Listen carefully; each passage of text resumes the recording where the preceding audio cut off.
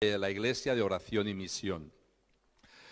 Oración y Misión es muy importante este boletín porque tiene temas de oración muy personales y particulares de las personas que quieren que sus nombres aparezcan en este boletín para que se ore específicamente por ellos.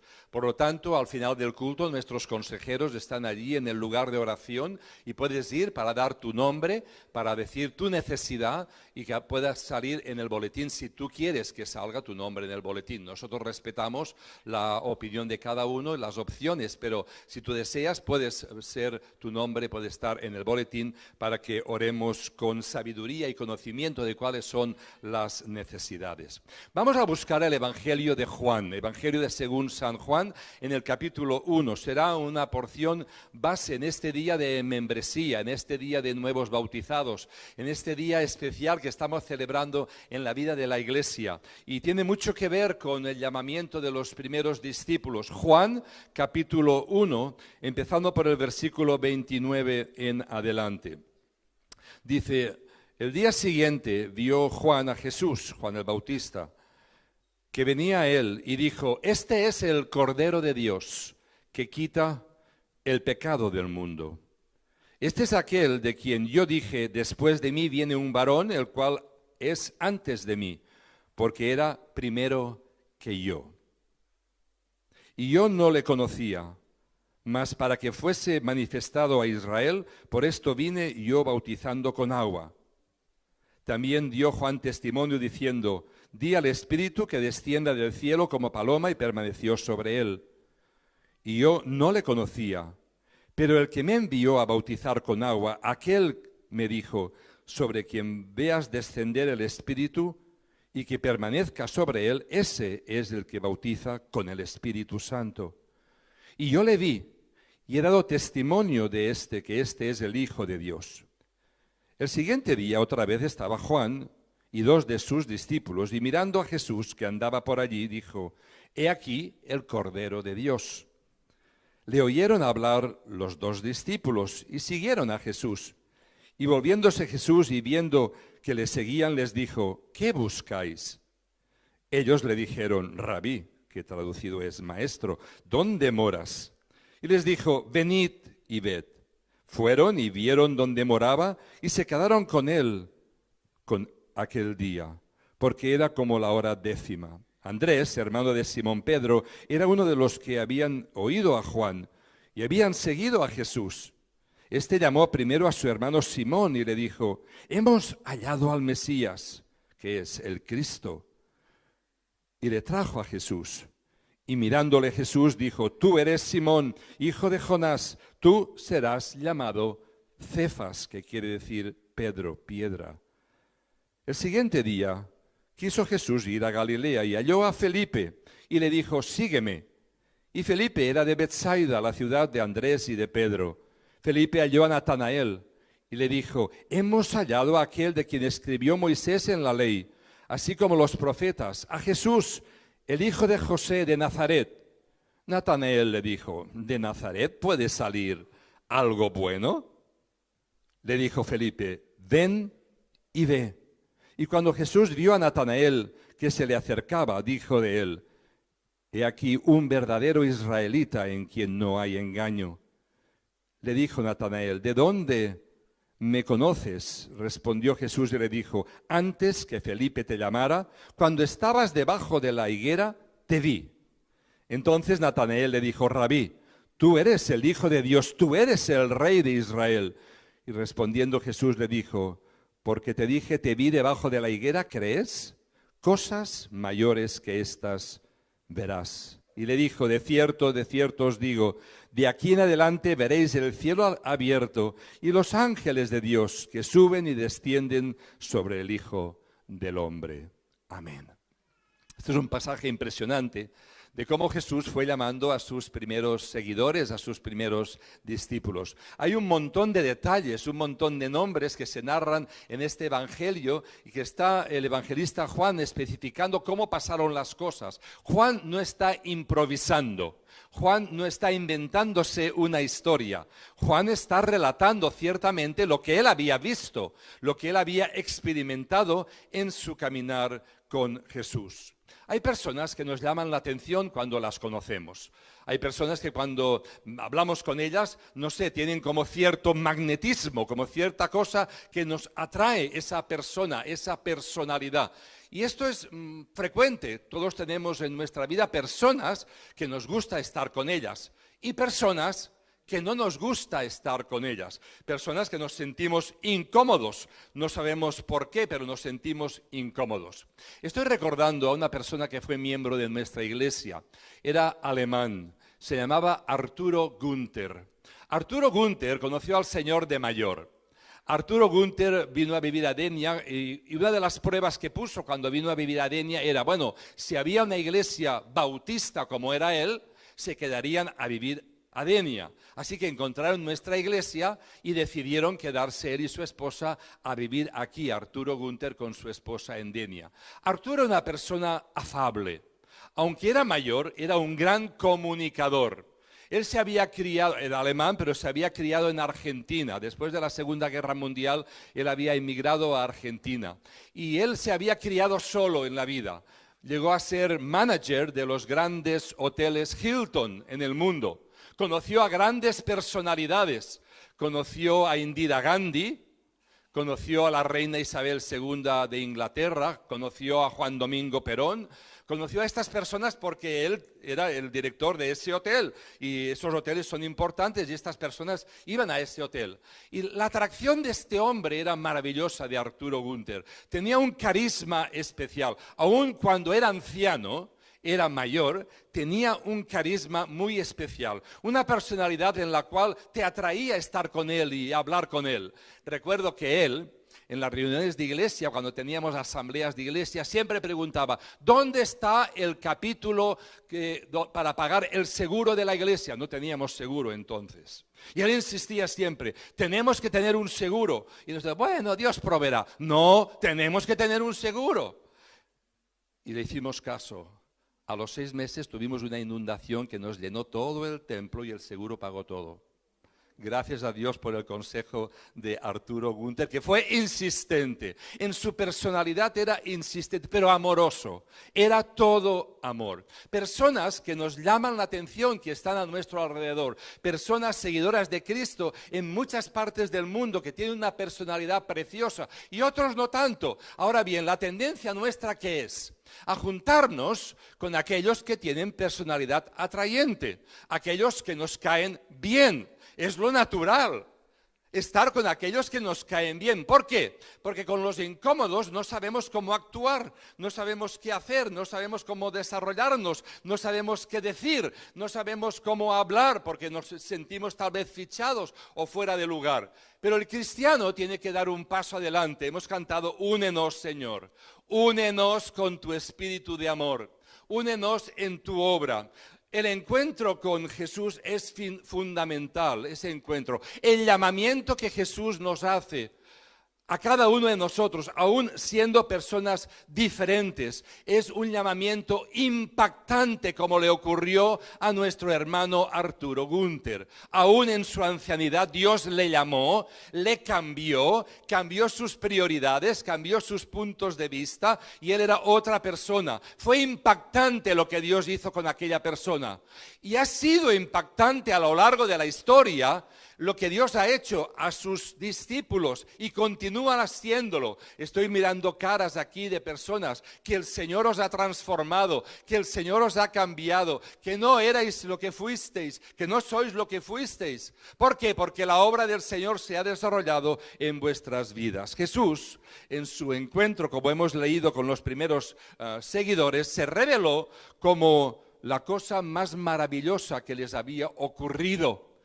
como la cosa más impactante que les había pasado. Fijaros, en un lugar remoto del planeta, en un lugar apartado, cerca del río Jordán, un lugar que es desértico, que hay poca gente. Y Jesús en estas circunstancias se relaciona con la gente, se acerca a la gente. Aunque es desierto, hay gente que está viviendo allí. Y allí hubo un encuentro significativo con Jesús. El encuentro de Pedro, Andrés, Jacobo, Juan, Felipe, Natanael. Todos estos en ese momento, lo hemos leído, en ese mismo tiempo siguieron a Jesús. ¿Por qué? Porque Jesús les llamó. Jesús llamó a cada uno. Y fijaros bien, cuando leemos la porción de la palabra del Señor, Jesús hace una distinción. A cada uno le llama por su nombre. A cada uno. No son un número, no son una estadística, no son un montón más, no. A cada uno les llama por su nombre porque Jesús se fija en cada uno de ellos como se fija en cada uno de nosotros. Y marcó un impacto en este encuentro, un impacto que confrontó sus días. A mí me llama la atención que esos primeros discípulos de Jesús, la mayoría tenían una profesión que era común entonces. ¿Os acordáis qué profesión tenían? ¿Pecadores? Pescadores. Eran pecadores, pescadores. Pescador. Y fijaros, ¿cuál fue la profesión de Jesús? Carpintero. Más que carpintero, ebanista, no lo rebajemos. Era ebanista, hacía puertas, hacía ventanas, hacía muebles, y no tenía nada que ver con la profesión de Jesús. Nada que ver, eran de un gremio diferente, de un grupo diferente. Sin embargo, Jesús se fija en ellos, aún siendo de un grupo diferente, un grupo distinto, y se fija en ellos y va a buscarles y les llama y tiene un encuentro con cada uno de ellos. Son personas de diferentes profesiones, diferentes a las de Jesús, pero también hay algo diferente y es que cada uno de ellos tiene una personalidad diferente, con unas necesidades diferentes. Entre ellos había hasta políticos, celotes, nacionalistas políticos. Y Jesús le llama a seguirle a este político, y Jesús llama a los sencillos, y Jesús llama a los pensantes, y Jesús llama a cada una de las personas para que le sigan, para que vayan en pos de Él, para hacer un nuevo proyecto de sociedad, un nuevo proyecto de mundo. Aquellos primeros seguidores y discípulos de Jesús eran radicalmente distintos unos de otros, porque Jesús no está tratando en ningún momento de que todos seamos iguales. Hay iglesias, hay grupos, hay personas que tratan de hacer un cliché de todos los cristianos. Todos somos iguales, pam, pam, pam, pam, pam, como si fuese un sello. Que todos... No tenemos por qué ser iguales. Dios respeta tu personalidad. Dios respeta los dones que te ha dado. Dios potencia los dones que te ha dado. Dios potencia tu vida. Dios no quiere que seamos iguales. Por eso el Señor da diferentes dones. Es bíblico. Diferentes dones, y los dones tienen que encajar en la iglesia. Y si no encajan en la iglesia es que algo está sucediendo. Hay algún fallo en algún lugar, alguien se está equivocando, o está tomando el lugar de otro, o no está tomando su propio lugar de don que tiene que ejercer dentro de la iglesia. El Señor respeta nuestras diferencias. El Señor respeta nuestras personalidades, el Señor respeta nuestras culturas, el Señor respeta nuestra forma de pensar, pero a pesar de que lo respeta, quiere algo más de nosotros, porque algunos dicen, bueno, como lo respeta, me quedo como soy. No. El Evangelio es para ir un paso más adelante. Te respeta, te ama, te busca, te llama para que seas un seguidor y un discípulo de Él, pero para dar un paso más adelante. El Señor nos recibe a todos y nos recibe, pero individualmente, como individuos, como personas. Tú eres tú. Tú eres tú y tus circunstancias. Tú eres tú y tu carácter. Tú eres tú y tus necesidades. Tú eres tú y tus estudios y tu carrera y tu profesión y tu familia. Somos cada uno de nosotros.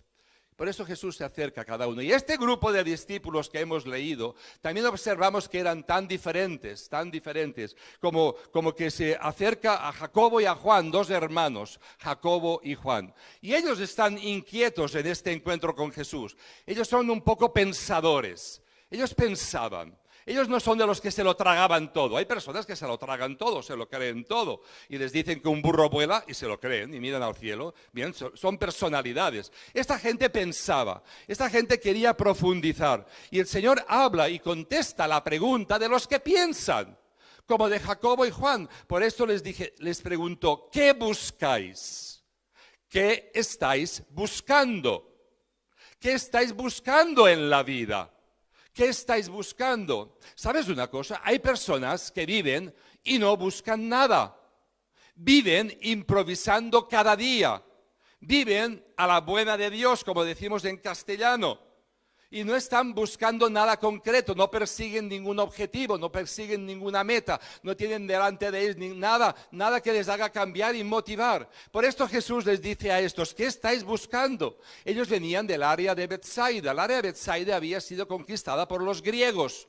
Y allí los griegos pensaban, había muchos filósofos griegos, y pensaban, y habían importado su cultura allí, en Betsaida, aunque era judía, por supuesto, pero habían importado, y estos eran pensantes, Jacobo y Juan. Ellos estaban anhelantes, ellos estaban expectantes de que Dios estaba a punto de hacer algo en su vida. Ellos pensaban y querían que Dios hiciera algo en su vida.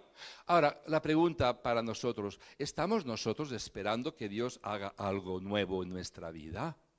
¿Estamos esperando nosotros que Dios haga algo diferente en nuestra vida, que nos sacuda? ¿O estamos acostumbrados a la rutina, al rollete de cada día, a que la vida espiritual es como automática, como esa máquina que hemos puesto ahí fuera para el agua, que pones el dinero y te sale el agua y ya está? No, la fe no, la fe es expectante, hay que esperar. Como ellos, como estos discípulos, Jacobo y Juan, que pensaban, que anhelaban, que querían cambio, que anhelaban algo mejor, que luchaban por tener algo mejor y por esto tienen este encuentro precioso con Jesucristo. Y Jesús les da una respuesta, venid y ved. Venid conmigo y veréis lo que hago. Venid conmigo y veréis dónde vivo. Venid conmigo y veréis de dónde estoy. Venid conmigo. Porque al final, hermano y hermana, tu relación con Jesús es una relación íntima, de estar donde Él está. De estar donde Él está, de vivir donde Él vive, de conocerle íntimamente y personalmente. Por esto esta pregunta es importante. Y estas palabras de Jesús son también para ti. Ven y ve. Ven y ve. Ven al Señor y ve. Comprueba lo que es vivir con el Señor. No te estoy hablando de la organización de la iglesia. No te estoy hablando de la doctrina. No, te estoy hablando de que el encuentro con Jesús, que disfrutes del encuentro personal con Jesús. Y Jesús nos recibe como individuos y a esto le recibió. Pero Jesús también va a los que prometen algo, ser algo en la vida y quiere cambiarles el carácter. Le dijo a Simón, y tú ahora no te llamarás más Simón, te llamarás Cefas, que significa Pedro, piedra. Ahora te cambio el nombre. ¿Y por qué le cambia el nombre? ¿Por un capricho? Un capricho que se le ocurrió a Jesús en ese mismo momento. A ese pescador le cambia el nombre, ese hombre que sabía muy bien tratar con las redes, sabía dónde iba, había pescado en el mar, sabía él las artes de la pesca y ahora le cambia el nombre. Pues su nombre original era como Paloma, su nombre original era como una persona despistada, su nombre original era como una persona inconstante, una persona imprevisible, una persona que no sabes lo que va a hacer y era una persona volátil, cambiante. Y ahora dice, no, pues ahora no vas a ser esa persona, quiero que seas una roca. Quiero que estés fuerte como una roca, que estés estable como una roca. Y gracias a Dios, porque Él no mira lo que somos, mira el potencial y vio en Pedro el potencial que podía tener, lo que podía ser. No vio lo que era, ¿no? Y cuando hablamos de Pedro, ¿qué hablamos? Que era tozudo, que era una personalidad fuerte, decimos, ¿eh? Pero el Señor fue trabajando en la vida de Pedro, fue hasta que la cambió de una manera especial. La mirada de Dios va más allá del hoy en tu vida. La mirada de Dios va más allá de lo que tú eres hoy en esta mañana. Y nos ve cómo quiere que seamos en el futuro. Ve el potencial que hay en ti, lo ve. Esta mañana yo he recibido un mensaje que me ha dejado impactado. Una persona que apenas conozco me ha mandado un mensaje y me ha dado un aliento tremendo. Pero primero, una persona que no conozco, que me conoce poco.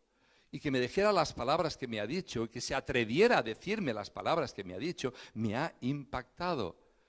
Y en resumen era, Dios todavía tiene para ti un ministerio. Dios todavía tiene para ti un ministerio. Y vas, Señor, yo estoy pensando en jubilarme, y ¿qué me está diciendo? Dios tiene para ti un ministerio. Y es que en realidad, mientras vivamos, el Señor tiene para cada uno de nosotros un ministerio.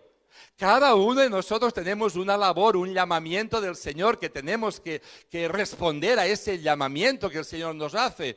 Porque el Señor está en la transformación, como en Pedro. El Señor quiere transformarte y quiere darte un nuevo nombre estable, un nuevo nombre profundo, un nuevo nombre que signifique algo para tu vida. La relación con Él es personal. El Señor se acerca a los reacios también. En este pasaje dice que el Señor se acercó a Felipe.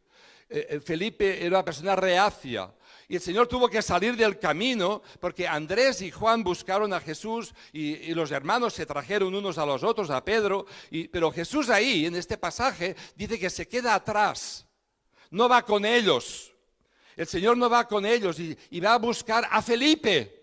Se lo va a buscar, no va con el grupo de amiguetes que van juntos hablando de las cosas que han pasado, sino que va a buscar a Felipe porque se sale del camino. En algunos aspectos, Felipe es el discípulo torpe. En algunos aspectos, Felipe es el discípulo que no entiende lo que hace Jesús, no lo entiende. Muchas veces no entiende los hechos de Jesús, las palabras de Jesús, las acciones de Jesús. No obstante, Jesús, a pesar de que ser ese tipo de persona, va a buscarle. Se sale del camino, se sale de la rutina, se sale de la senda de cada día y va a buscar a Felipe para tener un encuentro con él. Y esto es un encuentro y una búsqueda intencional. En mi última predicación os hablaba de esto con la vida de Zaqueo, ¿verdad? Que Zaqueo fue intencional en buscar a Jesús. Y Jesús aquí es intencional en buscar a Felipe. Quiere encontrarse con Felipe. Y intencionalmente el Señor quiere encontrarse contigo. Porque si eres reacio, el Señor quiere encontrarse contigo. Quiere que tengas una relación amorosa con su iniciativa. Y te busca a ti, me busca a mí. Tienes ministerio que hacer, tienes un llamamiento que el Señor te ha dado, tienes una responsabilidad, tienes un llamamiento que tienes que aceptar en el nombre del Señor. Pero también Jesús busca a los escépticos, no solamente a los reacios, a los escépticos. Y le revela un conocimiento sobrenatural y le dice a Natanael, pues cuando estabas debajo de la higuera, yo te vi. Y eso dejó atónito a Natanael, le dejó sorprendido. Natanael, el nombre que luego también se le dio era Bartolomé. El nombre de Bartolomé y Natanael son el mismo nombre en los discípulos de Jesús. Natanael tenía una tendencia, ¿sabéis a qué? Al cinismo. Un poco cínico, un poco agrio, una inclinación al lado oscuro de las cosas, una inclinación al sí pero, una inclinación a ser un poco negativo en la vida y debía de ser convencido por las evidencias, quería ver evidencias de las cosas y para esa clase de creencia Jesús obró algo sobrenatural en él. Le abrió un mundo sobrenatural para él. Le reveló a este hombre desconfiado lo que había estado haciendo y pensando de tal forma que éste supo que Jesús era más que un simple hombre. De la manera que Jesús le habló a Natanael, se le reveló. Se le abrió todo un mundo nuevo y comprendió que Jesús era más que un simple profeta, más que una simple persona, que era el Hijo de Dios. Cristo tiene un modo de llegar a cada persona. Cristo ha tenido un modo de llegar a tu vida. Antes Josué ha hecho algunas preguntas a gente de vosotros, preguntándoos cómo conocisteis al Señor. Y Cristo tiene diferentes formas de llegar. Y ha tenido diferentes formas de llegar. Y nos recibe y nos llega a nosotros como individuos. Pero en segundo lugar, el Señor nos encuentra a todos y a cada uno con el mismo mensaje. No da a cada uno un diferente mensaje, no. No da a cada uno una interpretación diferente, no da a cada uno una señal distinta, no. da dones diferentes para complementar el llamamiento general que Dios nos hace. Pero Él nos ha dado un solo mensaje. Y el mensaje que vemos establecido en este pasaje es que Jesús es el Cordero de Dios que quita el pecado del mundo. Este es el mensaje central del pasaje.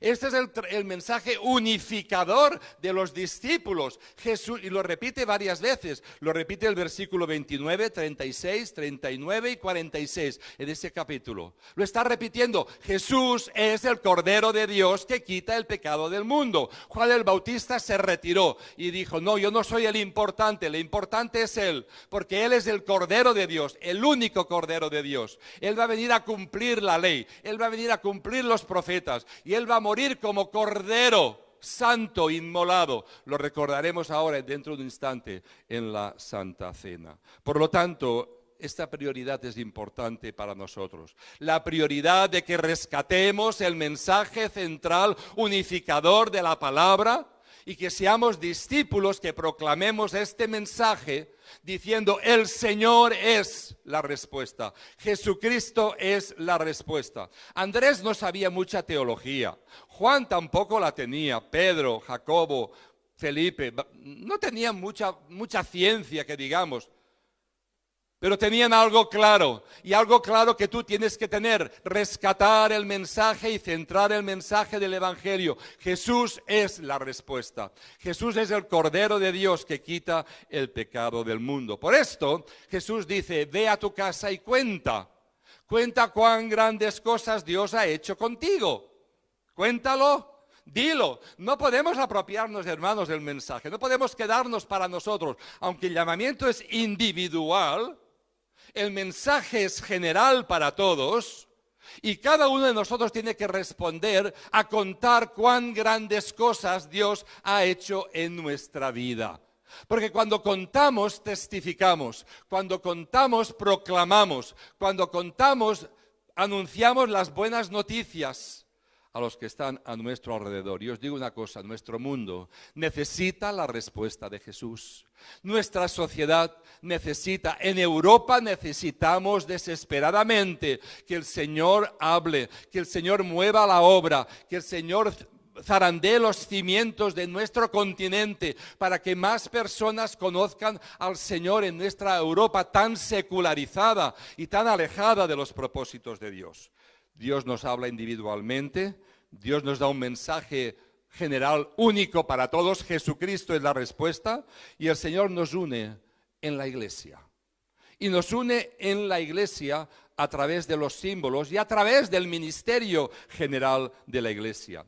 Decía un arzobispo de Canterbury de Inglaterra, William Temple, y decía algo de la iglesia que me llamó la atención. La iglesia es la única institución que existe prioritariamente, que no es para el beneficio de sus miembros. Y me hizo pensar, la única institución que existe que no es para el beneficio de sus miembros. Entonces, ¿para qué estamos aquí? Es que cuando nosotros creemos que somos parte de la iglesia, herederos de la iglesia, socios de la iglesia, estamos perdidos. La iglesia es de Jesucristo y esta institución, y estamos nosotros aquí preparándonos, alimentándonos, recuperándonos, sanando, trabajando, aprendiendo, discipulando, para predicar, para ir, para proclamar, para dar, para abrir nuestros brazos y nuestras manos. Por esto nuestra asociación social Extiende tu mano es tan importante. Es importante porque es extender nuestra mano al mundo que está a nuestro alrededor. Y para esto se creó la iglesia. Y de ahí cuenta lo que Cristo ha hecho. Pero el Señor nos une. Y nos une a través de estos símbolos del pan y del vino. En esta mañana vamos a recibir los nuevos miembros. En esta mañana vamos nosotros a recibir a nuevas personas que van a entrar en la mesa, a formar parte de la mesa del Señor. En esta mañana quiero contaros una historia. Leonardo da Vinci. Leonardo da Vinci fue una persona muy especial. Un pintor, un científico, una persona que necesitaba realmente, que era un artista grandísimo. Y él pintó un cuadro que se llama La Última Cena. Lo habéis visto. Se han hecho miles de reproducciones de ese cuadro de la Última Cena. Y entonces buscó a los artistas, buscó las caras y le encontró buscar a Jesús. Fue el primero que pintó. Y encontró una persona amable, con una cara varonil, una cara agradable, una cara comunicativa, y al final pues pintó la cara de Jesús con ese modelo que había encontrado. Tardó 19 años en terminar el cuadro. Le costaba encontrar caras. Al que más le costó fue encontrar a Judas. Pero al final lo encontró, cuando hacía 18 años que había pintado a Jesús, encontró la cara de Judas. Le hablaron de un hombre malhumorado, un hombre con facciones duras, un hombre que había perdido su vida. Y entonces se lo presentaron, lo vio, dijo, sí, esta es la cara que quiero. Estuvo pintando y un día, cuando estaba ya finalizando el cuadro, Leonardo da Vinci, este hombre que durante todo el tiempo que estaba pintándole no había hecho ninguna mueca, estaba serio, ni siquiera hablaba con él, empezó a llorar. Leonardo llevaba casi un año pintándole. ¿Y por qué lloras?, le preguntó. Lloro porque no me has conocido. No, no te conozco. Sí, me conoces. Tú me pintaste hace 20 años, yo era Jesús. Y ahora, mira cómo estoy, mira cómo está mi vida. Me he apartado, he destrozado mi vida y ahora soy Judas. Me pintas como Judas. Lo importante no es cómo comenzaste. Lo importante es cómo vas a acabar. Estos discípulos, lo importante, comenzaron. ¿Y sabéis cómo acabaron? Todos martirizados, menos Juan, que estuvo en la isla de Patmos, desterrado. Y allí escribió Apocalipsis. ¿Cómo vas a terminar tu camino? Por eso mantente firme y renovado. Por esto estos símbolos son importantes. No son sagrados, pero son importantes. ¿Por qué? Porque nos recuerdan la vida de Jesús. Y lo tenemos que hacer hasta que Él venga. No es una rutina. No es un acto que hacemos para rellenar el programa del culto. Es el recordatorio de la presencia de Dios entre nosotros y la obra de Dios entre nosotros. Y en esta mañana queremos pues ahora celebrar de esta Santa Cena. Voy a rogar a los hermanos que se bautizaron, por favor, y a los que han entrado de miembros de la iglesia, que pasen de aquí delante. Ellos van a tomarla primero, por favor. Los que os bautizasteis y los que mirando hacia mí.